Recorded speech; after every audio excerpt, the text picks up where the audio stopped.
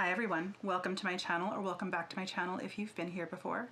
Please subscribe if you haven't yet already. It's a red button beneath me somewhere, and if you click on that, you'll be subscribed to my channel. There is also a little white bell next to that, and if you click on that, you'll get an alert every time I upload new content, which is super cool. And if you like this video, please give it a thumbs up by clicking the thumbs up button. That would make me super happy. Today's video is another installment. The penultimate installment for the full season. I do think I'll do kind of a final one in the end for American Horror Story cult Charles Manson in Charge. Today, instead of using a cult, I am using cult beauty products, but the things that I'm using color-wise are these 4 eyeshadows that I got from Strobe Cosmetics. They are named after American Horror Story. So this one is the Countess. I have it on my inner corner. This one is Addiction Demon. I have it kind of on the far outside. You'll see me doing it. Next to that is Prophecy, and then all over my whole lid is Royale. And the highlighter I'm using, that was Strobe Cosmetics. The highlighter I'm using is by a company called Bitter Lace Beauty. I got it on Etsy last year, but I'll put links if these things are still available. And this is called the Next Supreme. It's a highlighter. So these are things that I'll be using today. So, if you'd like a bit of a long-winded discussion about Charles Manson in Charge with me doing some reading, because some of the things, some of the dialogue and monologues that are happening in this episode need to be kind of repeated verbatim, and see how I got this look. Please keep watching. All right, I have already moisturized, I've already primed, I've already SPF'd, I've already Milani Make It Last setting sprayed, and here we go. Oh my gosh. Go in with MAC Paint Pot in Painterly. I did pull, it's interesting, I'm feeling like there are some episodes that have really strong dialogue or monologues, and some that are kind of lacking, and the last one was not as strong as this one was. So first I'll go in and just set this down a little bit with Blow. So we are starting on October 19th, 2016, and it's the last presidential debate, and I remember how painful that was. I remember, and they're pulling audio from it, and I remember it felt so absurd, and they're playing the debate in the background, and Donald Trump yells out, "You're the puppet." Like, who, like, I'm rubber and you're glue, and everything that you say bounces off me and sticks to you? Or I'm not, like, I know you are, but what am I? I don't know. All right, contour brush going in with Nude. And the ladies, the Vassar ladies, are on the couch. There's just no way that this is gonna happen. Are people buying this? I'm gonna go in with Instinct. I just feel like Instinct is the right color right now. So then Kai's in the room, and he yells out, don't they have another room in the house? Can't they just, like, have their own space? Seems like a big house with a giant basement. All right, and he says you guys don't see it. I'm gonna read through this because I keep looking over at my notes, and when I'm done with kind of the reading part, I will continue putting on makeup, so just give me a second. So Kai says, you guys don't see it, your precious oh bummer has shielded you from what's really, and I'm going to leave some things out just for brevity. Your precious oh bummer has shielded you from what's really going on out there. People hate her, she's weak. Remember what happened a few weeks ago at the 9/11 ceremony? She had to be carried out to a car. I remember that. And I remember at the time feeling like, uh-oh, I hope she's okay. I forgot about that until they mentioned it. Not that she's, and then he says everyone knows that it's early onset Parkinson's. They hate the sound of her voice. They hate the fact that she can't satisfy her husband. The world isn't the progressive, happy place that you think it is, okay? People tolerated the black eye, but nobody wants a woman president, not even other women. You win if people turn out to vote. Have you seen Trump's rallies? The passion of the angry white man. And then her friends, Winter's friends, are saying boo-hoo. I'm going back in with Instinct, or maybe I'm going in with Instinct for the first time. And he says, that's right, we've been humiliated and put down for too long. White men have. Kai says, Trump is one of us. We'll all be standing out bleeding in the rain and snow to vote for him. And then one of the women says, it's all about shame and humiliation for you. And we should start some sort of like government program to get you all laid so you'll shut up. And she says for Winter to get her some lotion because she's going to give him a handy. Now I'm going in with extra bitter and a smaller contour brush. And he slaps her. And Winter says, you know, you all right? And she's going to sue. She's going to press charges, not sue, but press charges. And ridiculously, now, obviously, because we know where everything ends up, I went a little too heavy with the extra bitter. So, yeah, and then Winter says, after all the shitty things that you've done, you finally crossed the line by slapping my friend. All right. And then we are in an office. There's a woman there. We don't yet know who she is. We hear her voice. There's a statue. It's a statue of the goddess Anat, the ancient Semitic goddess of love and war. There's a tale told that a man slighted her, and so she took a sickle and cut him in two and scattered his pieces in the fields to be eaten by the birds. And Kai says, you're basically telling me chicks have been overreacting since the beginning of time. And she says, do you know why you're here? And it's BB. And he's being ridiculous, and he's basically saying that, I mean, he's admitting what he did, and that he has to be in anger management as a result of ordered by his probation. Do you think it's okay to put your hands on a woman? They're the ones that are always yapping about equality. I was treating her just the way that I would have treated a man talking to me like that. It was a political act, a blow struck for women's liberation. Are you familiar with the work of Valerie Solanas? Is that the lead singer of the Motels? And basically she's saying that she knows a lot of men like him, you know, that are lonely and angry, but that he's different because he's smarter and he has a certain untapped charisma. Have you ever considered politics? I mean, not until recently.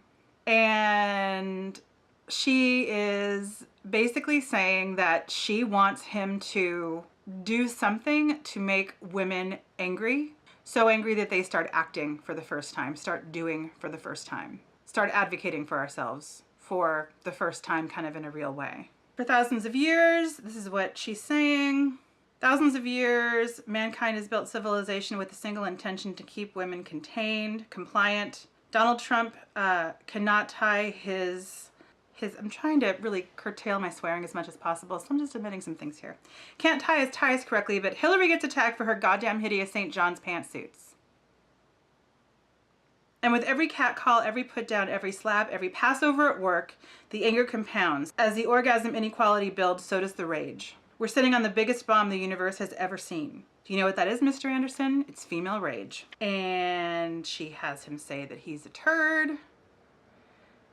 From this moment on, you have but one purpose: to release the feminine rage and to use all your skills and passion and vision to break that dam to pieces. You know, he'll die, but he'll die knowing that he saved everyone. You'll be famous for it. You'll be a legend. Someday there'll be a tiny statue of you in someone's office. Don't you see that your purpose now, Kai? What you've been chosen and put on this earth to do. The women of the world are waiting for you, legs spread on their back. Impregnate them. Help them give birth to their rage. I'm going to move you in a little bit while I work on my eyes. It's very surreal to be talking about both things at the same time. All right. I am going to go in with Royale over most of my eyelid. Ooh. All right, so then we're at the rally with shades of Charlottesville, and there's a woman of color who is live streaming, and she's talking about the fact that her kid brother just had a birthday party in this park, and now the Nazi city councilman is up in the pavilion. This is the guy who is always surrounded by his group of male militia thugs. This is the guy who tried to restrict the internet. And then we're looking at Kai, and he is talking about the senator, and apparently, I guess, he's talking about the senator approves of late-term abortion, like third-term abortion. Now I'm going to go in with prophecy. a little bit more on the outside, same brush, and a little bit more than just the outside because I do have one more color that I want to really hit on the outer corner. Someone unplugs his PA, which is awesome, and then he gets pepper sprayed, and they're pouring milk over him, and it's all just very, very Charlottesville. And then we are back at Kai's house, and Winter's doing something with the ice cream truck and the music's going off. Now I'm gonna go in with the one last dark color. This is Addiction Demon. Same brush, I'm just gonna wipe it off on a towel a little bit. I'm not going to use my color switch. And I'm just gonna hit this on the outside. Yeah, so then Winter is making the music in the ice cream truck go off, and Kai comes in shirtless and in pants, kind of freaking out about it, like what's going on. We're supposed to, the he's getting more and more paranoid. The FBI is, you know, watching us, and we're supposed to be making it more safe, and you're making it more loud. And she says, why don't we just get rid of it? I'm gonna blend these just together a little bit. Those are really pretty colors. Why don't we just get rid of it? And he says that's what they're expecting us to do. Once we strip it down and paint the whole thing the color of orange sherbet, then we can hide it in plain sight. Now I'm gonna go in with the Countess, just in my inner corner. So, not sure what's happening with that. I guess that there is something to be said for hiding something in plain sight, and, you know, telling someone the truth sometimes makes them not really believe that what you're saying is true, but that's intense. Charlotte Tilbury, the feline flick.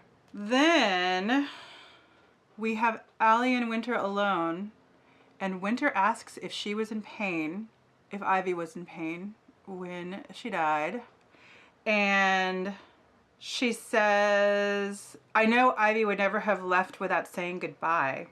And Allie says, is that what you think? Maybe you didn't know my wife as well as you thought you did. And when Winter says, look, you have every right to be pissed. And then Allie says, is anything ever your fault, Winter? You seduced my wife, you used her to destroy me and my family. And then she's saying it was real, whatever, but Kai really is out of his mind now. And that's true. It's hard to know what people's motivations in this season are really about, you know? Like, who really still believes in the cult? Who's just there because they're afraid? What does the cult mean anymore? And that'll, I guess, be coming up more and more in this episode, the penultimate episode. I can't believe we only have one more left. This is getting a little bit dry. I'm gonna go back in, not back in, but I'm gonna do this instead of with Charlotte Tilbury with the Tom Ford. What I'll say about the Tom Ford is it is expensive. I think it's $57 for this, which is, the Charlotte Tilbury I think is $30, which is also expensive, but this is like $57 for an eyeliner. But it lasts forever. It lasts for like 3 months. It stays inked, and the two different points are nice because you can use one to really lay down something on your lid and another to work on a flick, and I don't know. It's expensive, definitely expensive. Would not say for a second that it's not expensive, but I think that if you do the math on what you're paying for it and how long it lasts, it's worth it. It is, like, I haven't used the Charlotte Tilbury for much, and I'll make it work. So I'm not gonna spend 30 bucks on an eyeliner and only have it last for a couple months, but I shouldn't have to work that hard if I'm paying that much, and this is just never, it's never worked to make this work. All right, so Kai's out of his mind, yes. Not sure what's going on with him and if we'll ever get a diagnosis or if that matters. I think it kind of does, but I doubt we really will. But he is out of his mind, and he is taking a lot of, I think we can assume that the pills that he keeps popping are Adderall, because I think that we would have seen maybe a different label if it wasn't Adderall, but he is taking a lot of pills. Then we see, back you out a little bit, then we are seeing the news reporter, MAC Pro Longwear Concealer. I think it's NC15. The writing's very small.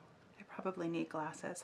All right, so there's a reporter, shocking violence coming out of Michigan today, and there were 12 people injured at this rally. And then we hear Senator Jackson, the guy that he is hoping to replace in 2 years. And the senator says, the only blue hairs that I respond to are the sweet little old ladies in my state, not some alt-right extremist. Estee Lauder Double Wear in Ecru.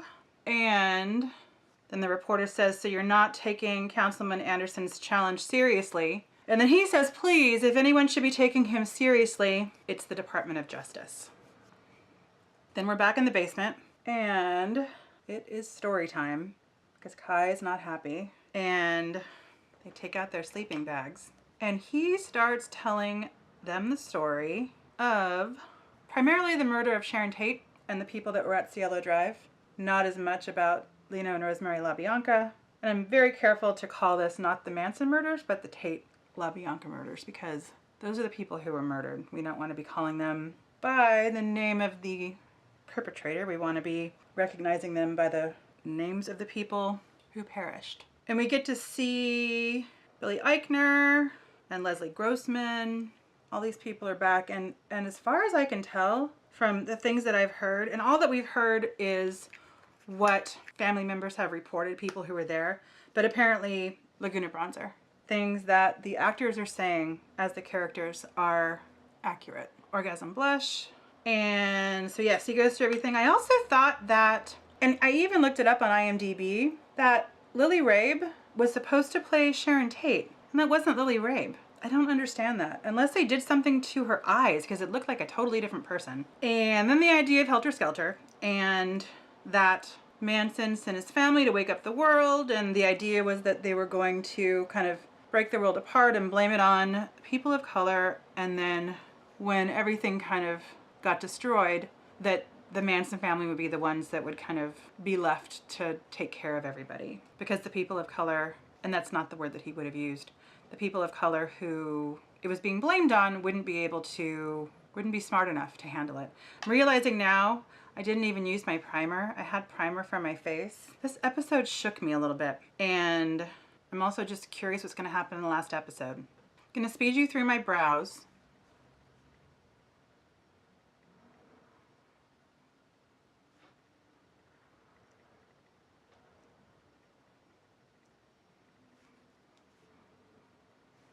Highlight, gonna go in with this. This is from a company called Bitter Lace Beauty. I think I got it last year. It's probably old. It doesn't have an expiration date on it, but it's just going on my cheeks. And it's called the Next Supreme. Kind of a really pretty silvery color. I'm sure it's gonna be way too much, but I don't care. That is, wow.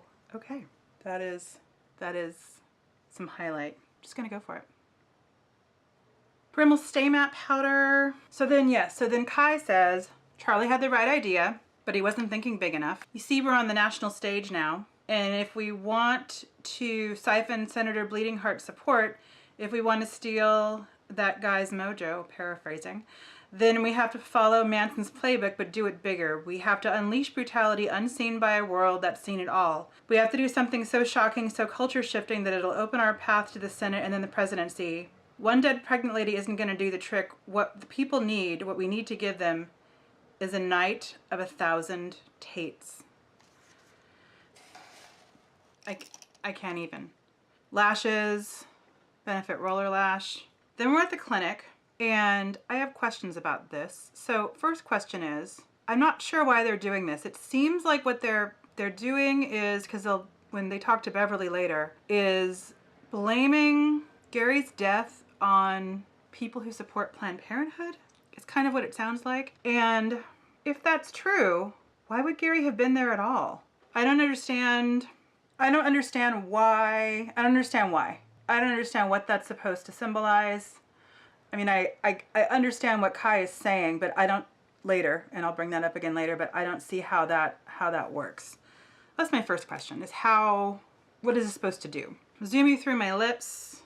Kat Von D Everlasting Lip Pencil in Outlaw, and Dose of Colors Liquid Lipstick in Los Angelinos.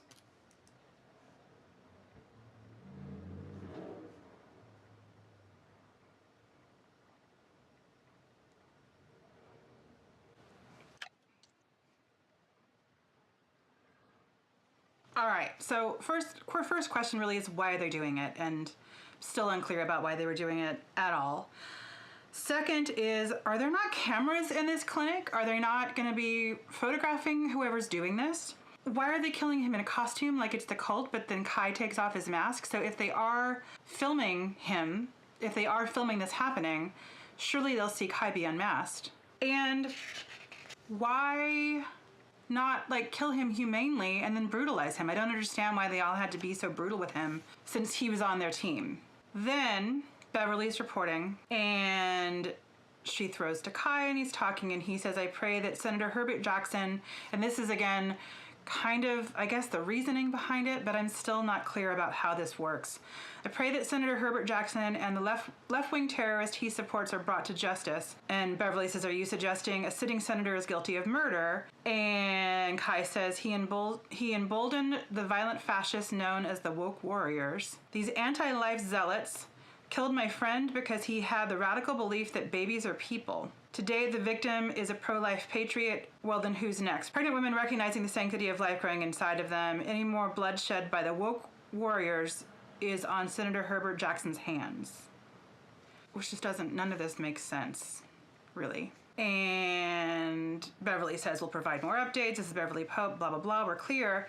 And then Kai kind of goes off on Beverly, and Beverly, you know, concedes and says that, you know, she's following him, but isn't someone listening? I know that they're not filming anymore, but there are people around. It's just really weird, and maybe this is Kai losing it, as we'll continue to see him lose it some more. Then we're at the butchery with Winter and Beverly, and Winter is giving Beverly chamomile tea and a ticket to Butte. And Winter says that she is worried about her, that you haven't been the same since, and then Beverly says, since I was forced at gunpoint to drink fake poisoned Kool-Aid, which I don't think she was. I think she was kind of begging for an out. Or since I was thrown into an isolation cell for a murder that I didn't commit. Beverly thinks she's being tested. She does not trust Winter. And she says to tell the divine ruler that I would never run ever. I'm his loyal follower until the end. Then we're back at the house with Kai and Allie. Kai thinks the place is bugged. He hears a buzz. Then he goes to the Rose room and Vince is there. And Vince says, Kai's muttering to himself, what's it gonna be? What's it gonna be? Who's gonna get me? Vince says, always 5 steps ahead, right, Kai? Kai says, Jesus, Vincent. Vincent says, dead, decaying Vincent says, now how can I turn that frown upside down? You seem troubled. And he says, I think there's a mole. Kai does. And there's definitely a bug somewhere in the house. I just don't know where it is, but this is the only room that I know where I can be safe, the room where you're in. I probably shouldn't have killed you. I've killed so many people, it's going to be so hard to keep all those secrets. And Dr. Vincent says, well, if anybody can do it, it's you, Kai.